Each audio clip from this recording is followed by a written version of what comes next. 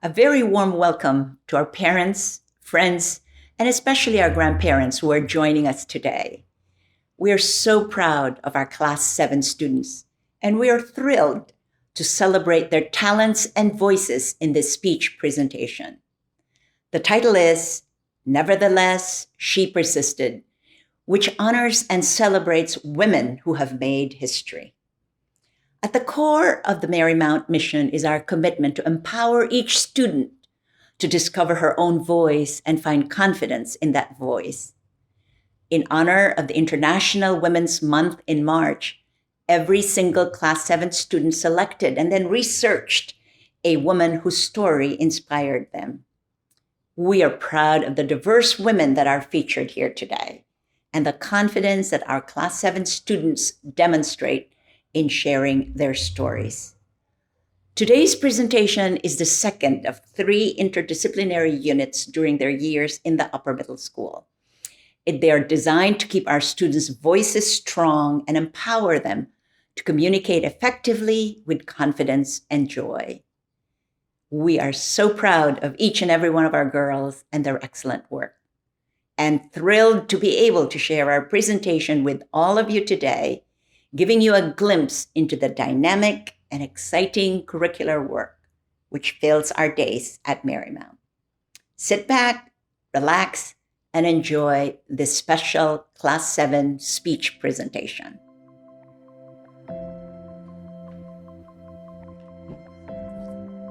Good morning and welcome to the Class 7 speech production of Nevertheless, She Persisted, a show celebrating the life and achievements of women who have rocked our world. In honor of International Women's Month in March, every Class 7 student selected and then researched a woman whose story has inspired them.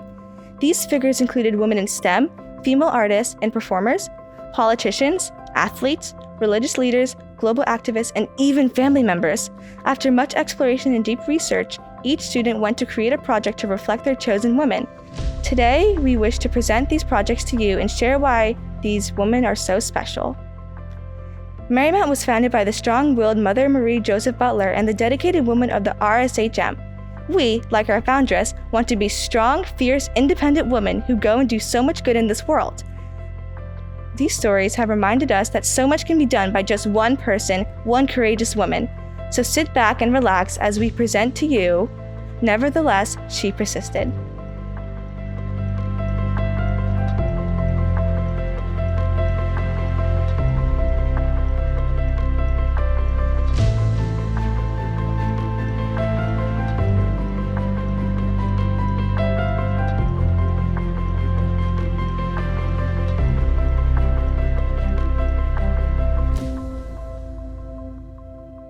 Hello, my name is Laura, and today I will be speaking about Marie Curie. Have you ever gotten an X-ray or wrapped a sandwich in tinfoil? More importantly, do you know that Marie Curie's research still helps cancer patients to this day? Radium and polonium were discovered by Marie Curie, and without her, we wouldn't have X-rays to see if your bones are broken, or polonium, which is a static eliminator and can be used as a heat or energy source. Marie Curie paved the way for future female scientists and contributed to breakthroughs that still help us to this day. Marie Curie dedicated her life to researching radioactivity. Marie Curie, her husband, contributed to helping her with her research as well. Marie Curie has many accomplishments. For example, she was the first woman to win a Nobel Prize, one for physics and one for chemistry in the years 1903 and 1911. She was a professor at Sorbonne and got her doctorate in physics. She also ran her own lab to study radioactivity, and with her research, she developed the very first X-ray machine. She made the machine so that it could be mobile in World War I so they could save injured soldiers and could address the problem. There was a hospital in London named after her, and it was staffed entirely by women who used her research to treat female patients with cancer. Her father had no money to support her growing up, and her mother passed away when she was young. She had a thirst for knowledge, and she found the time and resources. Even though she was poor, she still found a way to educate herself. When she was 25, her sister gave her an opportunity to go to Paris to study math and physics. She then met her husband, Marie Curie, and they went on together to research the invisible rays that were coming off of uranium, and noticed that there were more parts that were active rays than others. They discovered the invisible rays and called it polonium.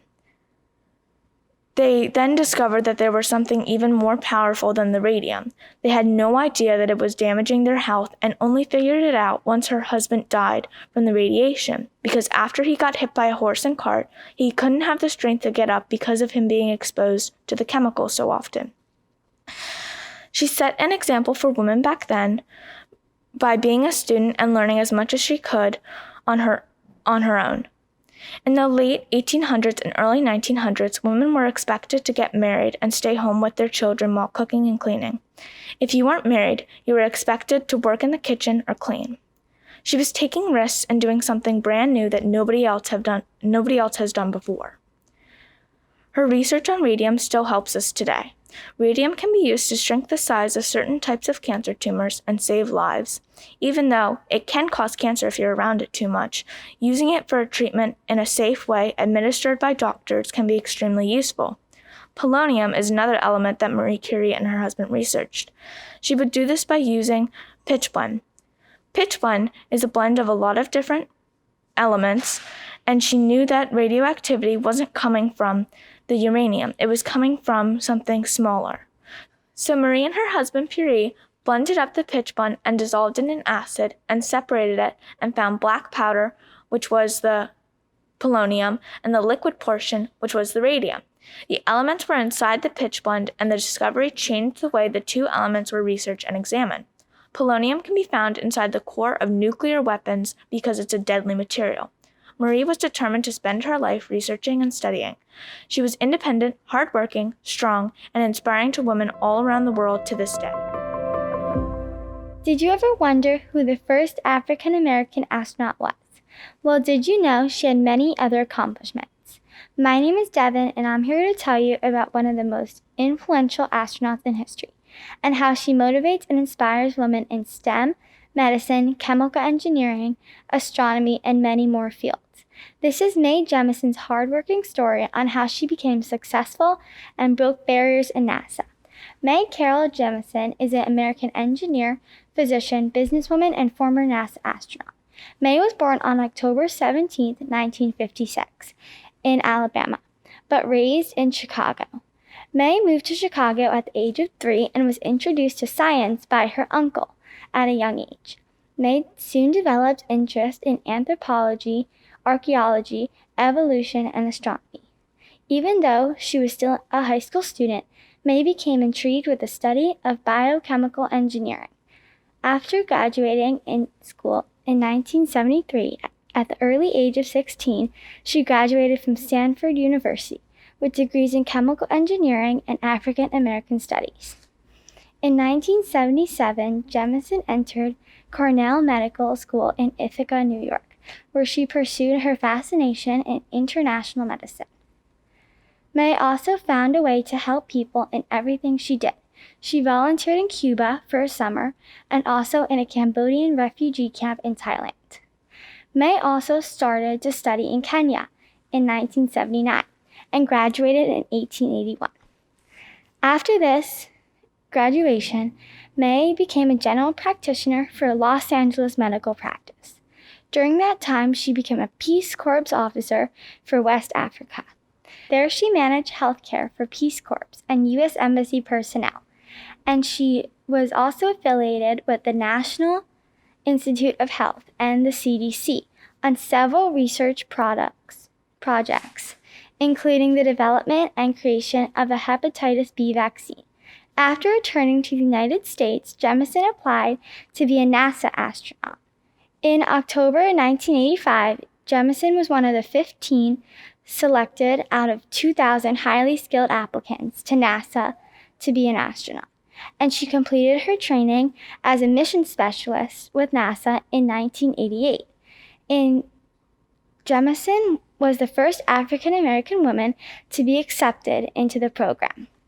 She became an astronaut office representative at the Kennedy Space Center located in Cape Canaveral in Florida, working to process space shuttles and launch and verify shuttle software. After this, she was assigned to help with a cooperative inter-country mission between the United States and Japan, which was designed to conduct experiments in material processing and the life sciences. In September 1992, STS-47 Space Lab J became the first successful joint U.S.-Japan space mission. On September 12, 1992, Jemison flew with 6 other astronauts aboard to space and became the first African-American woman in space. She also served as a mission specialist aboard the Space Shuttle Endeavour. After leaving NASA in 1993, Jemison accepted a teaching fellowship at Dartmouth. She also established the Jemison Group, a company that works to research, develop, and market advanced technologies. Jemison is an inspirational role model for women in astronomy, medicine, and science, and an inspiration to me. She broke societal barriers for all women, and specifically African American women. There are so few women in STEM, and Mae Jemison took part of Rise in Women in STEM, a sweeping movement that even our school takes part in, with our Fab Labs and multitude of opportunities to take part in STEM. My name is Parker, and today I will be speaking about Dr. Elizabeth Blackwell. Have you ever thought about going to medical school? Well, if you're a woman, you have Dr. Elizabeth Blackwell to thank for that possibility. Around the world, many women are interested in pursuing careers in the medical field. They look up to female medical professionals who came before them. One influential woman in the industry is Dr. Blackwell, who was the first woman to receive her medical degree in the United States. Before being known as Dr. Blackwell, she was known as Elizabeth. She began her career teaching children just like her mother and sisters. After being told by her dying friend that she believed a female doctor would have served her better, Elizabeth became enthralled in the world of medicine and began to pursue a degree.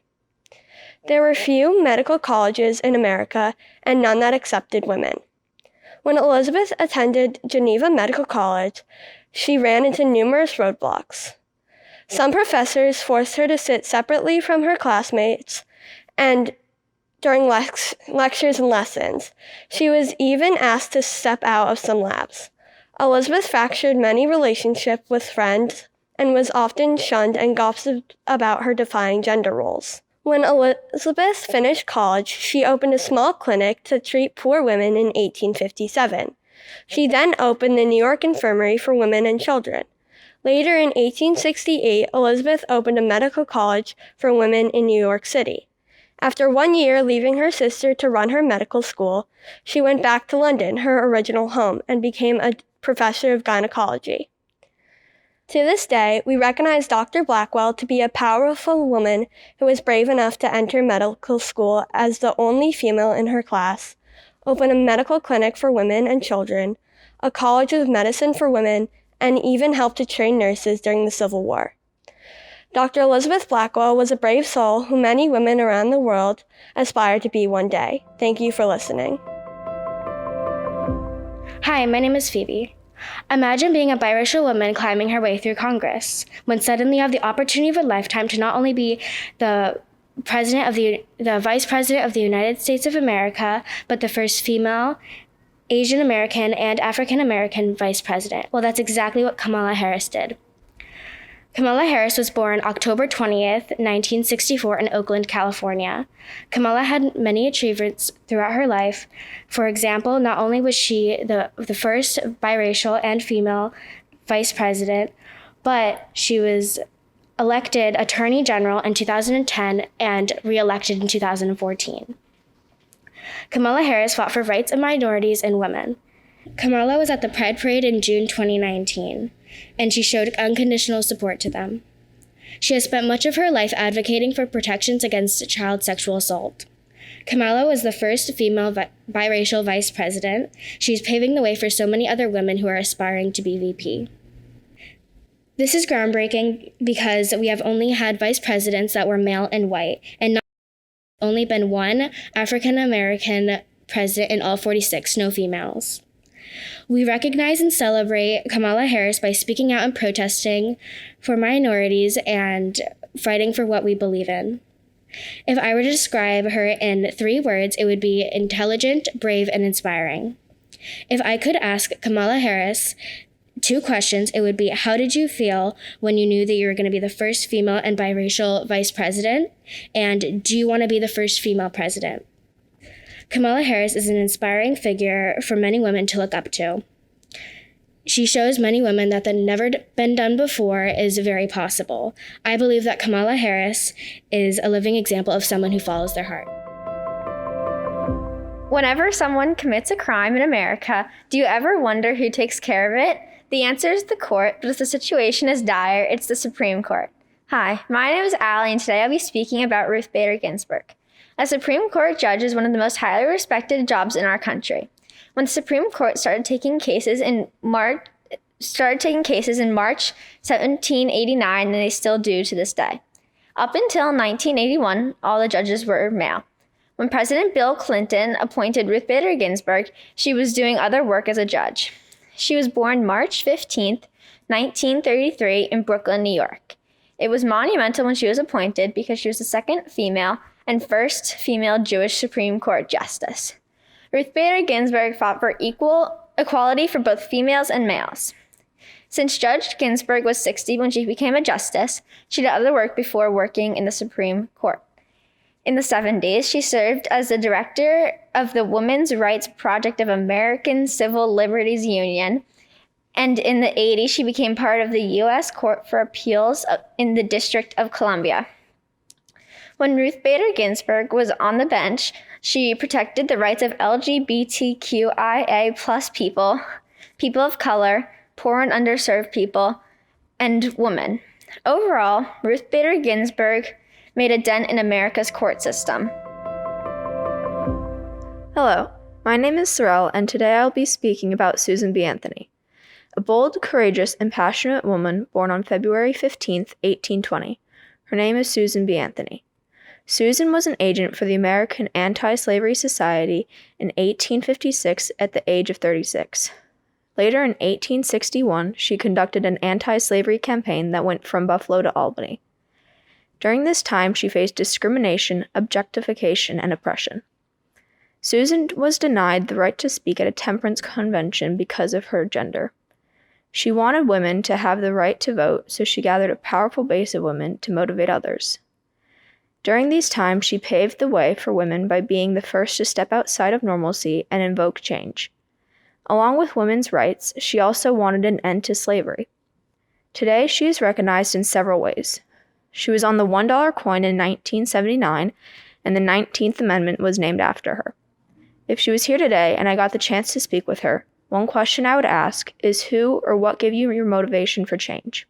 A strong and confident woman, Susan changed the lives for so many people. I will now read a poem I wrote about Susan B. Anthony. Bold, courageous, and passionate, a women's rights activist born in 1820. Her name is Susan B. Anthony. An agent for the American Anti-Slavery Society, conducted an anti-slavery campaign from Buffalo to Albany. When faced with oppression, she made a selection, a powerful base of women that stood at her side. No union with slaveholders, no compromise, said Susan B. Anthony. She saw what others didn't, and with that wanted to end slavery. Hello, my name is Liesel, and today I will be speaking about Katherine Johnson. Everyone knows about the moon landing, Apollo 11, and Neil Armstrong, but did you ever think about the mathematicians and engineers that made that happen? Katherine Johnson was one of those brilliant mathematicians who helped calculate the first launch and landing to send a person to the moon. She was often overlooked because she was an African-American woman working in a field that was mainly dominated by white men. She was one of the first Black and female mathematicians ever to work on something like this at NASA. Katherine Johnson is an inspiration to women and people of color to show what they could accomplish if they set their minds to it. Even in her early life, Katherine Johnson was extraordinary at math. She was born on August 26, 1918 in White Sulphur Springs, West Virginia, where she was enrolled in high school at the age of 10 years old and graduated from West Virginia State University at the age of 18. She took every math course offered to her at college, and some of her teachers even added new math curriculums especially for her. As you can tell, Katherine Johnson was no average math student. Throughout her life, Catherine had worked on many space missions, not just the moon landing. Her first job in math was at the National Advisory Committee for Aeronautics in 1953, where she worked as a research mathematician. Soon after, she worked as a computer at NASA under supervisor Dorothy Vaughan. One day, she was recruited temporarily to help the flight research team and never left because, as she said, she needed to work hard and be assertive to get appreciated. After she retired from her more than 30-year career at NASA, she has been remembered as a brilliant mathematician and a pioneer for women in STEAM. Catherine has received the Presidential Medal of Freedom in 2015 and also has received the Congressional Gold Medal in 2019. The Katherine G. Johnson Computational Research Facility at NASA and many other STEAM-related buildings are named in her honor. Just this year, she was inducted into the National Women's Hall of Fame. Sadly, Katherine Johnson died on February 24th of last year at the age of 101. She passed away peacefully of old age, knowing that her legacy and what she represented will live on forever. My name is Julia, and today I'll be speaking about Dr. Jane Cook Wright. Many of us have been impacted by cancer at some point in our lives. Whether you knew someone who had it or you had it yourself, you have experienced it in some way. Chances are you may know someone courageously fighting the disease right now. In the past, there was no cure to any type of cancer. Just think about it. You were almost certain you weren't going to make it. In the 1940s, a cure came out called chemotherapy. You're not sure that it will work because it is very new. Then you come across Dr. Jane Cook Wright. She has just come up with groundbreaking advancements in chemotherapy. Well, for her whole life and still today, Dr. Jane Cook Wright and her advancements in chemotherapy have not been noticed. Dr. Jane Cook was born on November 20th, 1919, in New York City. She got her education at Smith College and then went to New York Medical College. After college, she went on to have an amazing career. First, in 1964, the president appointed her to the President's Commission on Heart Disease, Cancer, and Stroke. In 1967, she became professor of surgery and head of the Centers for Disease Control, or the CDC. Around 1967 to 1968, she created a program to help and inform doctors who were learning more about chemotherapy and cancer. Over Dr. Jane Cook's life, she faced many challenges. Although it seemed like it, life wasn't perfect for her. One of the challenges she faced was at home. Her father was a graduate from Harvard Medical School, and he set very high standards for her. He pushed her to do better and to work very hard. Also, since she was living in the 1960s, she faced a lot of racism for being black. But she overcame these challenges and was determined to make advancements in chemotherapy and the understanding of it. I think that a major issue with Dr. Jane Cook is that we don't celebrate her accomplishments today. People don't recognize what she did. Dr. Jane Cook is a very smart and determined person and was up for the challenge of being a black woman in the 60s and still becoming smart and successful. Sadly, on February 19th, 2013, Dr. Jane Cook Wright passed away. But you should always remember Dr. Jane Cook Wright and the life-changing advancements she made. I will now share a poem I wrote about Dr. Jane Cook Wright. Shaping History from the Shadows. I tried to run, but no matter where I went, it came too. I tried to hide, but it would always find me. Lucky me, though, I found Dr. Jane Cook Wright and her developments in chemotherapy. In her life, she went on to be appointed to the President's Commission on Heart Disease, Cancer, and Stroke in 1964. In 1967, she became professor of surgery at the CDC. But she is forgotten, just watching from the shadows as life goes on. Amanda Gorman is a woman who changed the poetry world. She was born on March 7, 1998, and when she was 4, she developed a speech impediment. She did her best to still do what she loved even with this speech impediment. She loved to read and write, and especially loved to write poems. In her poetry, she incorporates race, feminism, and justice. When she writes her poems, she writes them with a purpose. Amanda Gorman was the first person to be named National Youth Poet Laureate. She published her first book of poetry called The One for Whom the Food is Not Enough on 2015. And in 2021, Amanda Gorman recited her poem called The Hill We Climb at the United States President inauguration. After her inauguration speech, she became even more popular and even more people fell in love with her and her poetry. Through poetry, she speaks to people about doing right in the world. Even though her inauguration speech was just a poem, it reached bestseller status. She learned to work around her speech impediment and address to the masses what mattered to her. In February 2021, Amanda Gorman was highlighted in the Time magazine under a section called Phenoms, which means an especially remarkable and outstanding person. Almost everybody knows who Serena Williams is, an amazing figure in today's tennis world. What if I told you she wouldn't have been able to play professionally less than a century ago? African American women were not involved in tennis until one woman changed it all. My name is Naomi, and I'm here to tell you about Althea Neal Gibson. Althea Gibson won multiple championships while being one of the first Black women to pioneer her way through the tennis world. It's important to learn about women like Althea Gibson because it'll help us get a better understanding that things aren't always easy for minorities in sports. Althea Gibson paved the way for many African American women in tennis and started at a very early age. She grew up in Harlem as a child, but her family did not have much money, so they lived on public assistance for a while. She struggled in school and sometimes skipped school altogether, but she was in love with sports, especially ping pong and tennis. After winning multiple local tennis tournaments, she was introduced to bigger things and was able to become very good in a short amount of time. During the 40s and 50s, African Americans were prohibited from playing in tennis tournaments, but Gibson worked so hard they couldn't deny her. She was the best of the best, and they couldn't exclude her from these tournaments any longer. After many hardships, Althea Gibson was able to be the first at many things, such as being the first female African American tennis player to compete at the U.S. National Championships and the first African American to play at Wimbledon in 1951.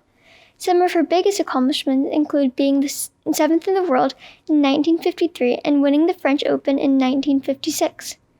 Althea Gibson was a big part of women's tennis history and should be commemorated for her amazing accomplishments. She won multiple tournaments and championships, but what made her special is that these were all firsts. She was a brave young woman who worked very hard to achieve her goals, even when the challenges she had to face were terrifying. Hello, my name is Alexia, and today I will be speaking about Oprah Winfrey. Can you ever imagine growing up filled in a trauma-filled household filled with violence, assault, overcoming poverty, and still being able to inspire millions across the world? Yep, that sounds pretty hard. Well, that's exactly what Oprah Winfrey did. Still to this day, Oprah still inspires men and women every day to be the best versions of themselves and to continue to work hard and achieve great things. After all, she always says, you don't become what you want, you become what you believe. Throughout her history, she always aims to do her best and to succeed. She tries to motivate others to do the same and to believe in themselves. Now, Oprah Winfrey is the only female African-American billionaire, and on top of that, she was one of the few self-made women billionaires of all time. But let's start off when Oprah was crowned Miss Black Tennessee in 1972. As she was young, she was exposed to the performance world by competing in multiple pageants. Since her final pageant, she had dreamed of pursuing many things, and so she did. Oprah worked hard to achieve and to get where she was at such a young age. She became such a successful entrepreneur and later on formed her own company, Harpo Productions. The name came from her own original name, Oprah, but was reversed to Harpo for a catchy effect. Though having a tough childhood, Oprah was determined to graduate from college, and that's exactly what she did. She soon became a TV hostess, producer, and actor. Oprah was best known for her talk shows. The one that was most known was The Oprah Winfrey Show. The show ran for 25 whole years, from 1986 to 2011. The show was so successful that it was rated the highest-rated TV program of its time. Oprah inspired millions of people across the world with her achievements, though overcoming poverty, violence, racism, assault, and even a miscarriage, she was still able to work hard and to become a successful businesswoman as doing so. So let me end the way it began. Regardless of what you have been through in your life, being able to look back and to not let the tough times of your life influence how you move forward is one of the most important characteristics somebody can have. Hello, my name is Emma, and today I will be speaking about Misty Copeland. If I told you that one of the greatest dancers started dancing at the age of 13, would you believe me? Well, Misty Copeland started at the bottom and managed to make her way up and is now one of the greatest dancers to ever live.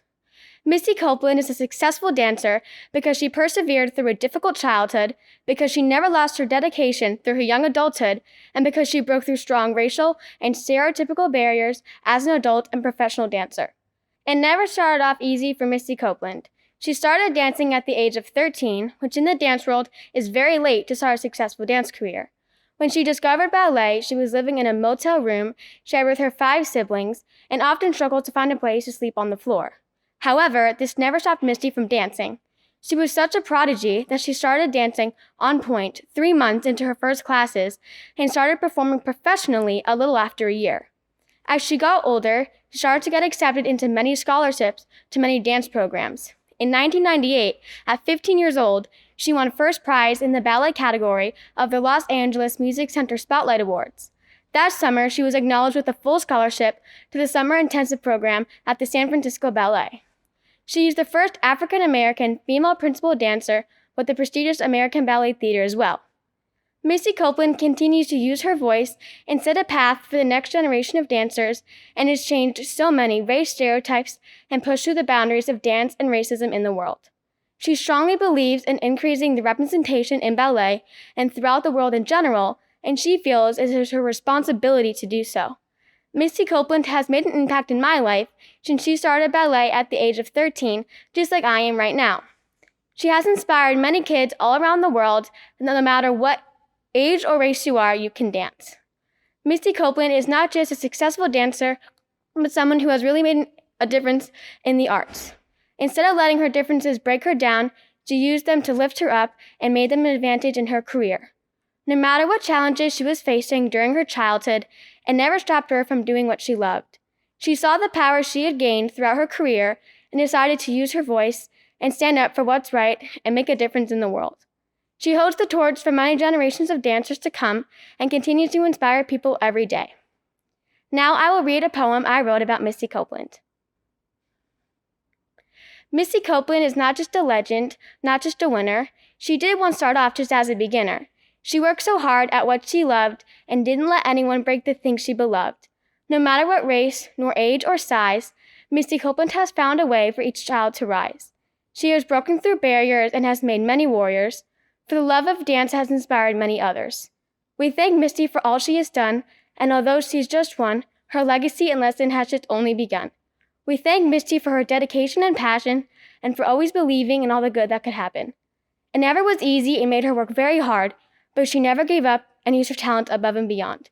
Thank you, Misty, for being so inspiring and for the amazing history you have left behind. Imagine going from being a poor orphan to being one of the most rich and famous designers in the world. That is exactly what happened to Coco Chanel. Hello, my name is Aida. Chanel is one of the most recognizable designer brands. The double C's are iconic, but do you know the story behind it? When Coco Chanel was young, her mother died, and at the age of 5, her father abandoned her and left her at an orphanage. She lived in this little orphanage in France until the age of 18. After this, she started to date many older and wealthy men. These men are the people that gave her the money to start Chanel. Coco Chanel is one of the most influential designers because of the mark she made in women's fashion in the 1920s, which her brand continues to do. Coco Chanel has had many famous designs, but the most recognized in history is the Chanel pantsuit. Her pantsuit was one of her first designs for her brand Chanel, along with the little black dress, the Chanel No. 5. Before she started her own company, she designed clothing for her boyfriend's boutique. She chose to design poor girl clothes, as she called them, because she believed that luxury must be comfortable. She started off selling jersey sweaters and other designs using the jersey fabric. Coco Chanel changed women's fashion forever when she came out with her first women's pantsuit, designed by Chanel. Many wealthy women were attracted to this suit because they agreed with her that luxury should be comfortable. In the 1920s, women's fashion consisted of long dresses, corsets, fur coats, petticoats, and very extra hats. When she made the pantsuit for women, everyone was shocked. It became very popular, which is what made Chanel the brand it is today. In 1939, Chanel had to pause production because of World War II. She reopened in 1954 and continued to make simple clothing such as the trimmed cardigan, jacket and skirt, and bell-bottom shorts. Coco Chanel died in 1971 and different designers took her place. In 1983, Karl Lagerfeld became the new lead designer for Chanel. Even though Coco Chanel died, her legacy lives on through her many documentaries, Broadway production of Coco in 1970, and most importantly, her brand. Although her brand is now most recognized by the leather-coated handbags, the pantsuit is what truly made Chanel what it is today. Overall, Coco Chanel influenced women's fashion and defied clothing stereotypes.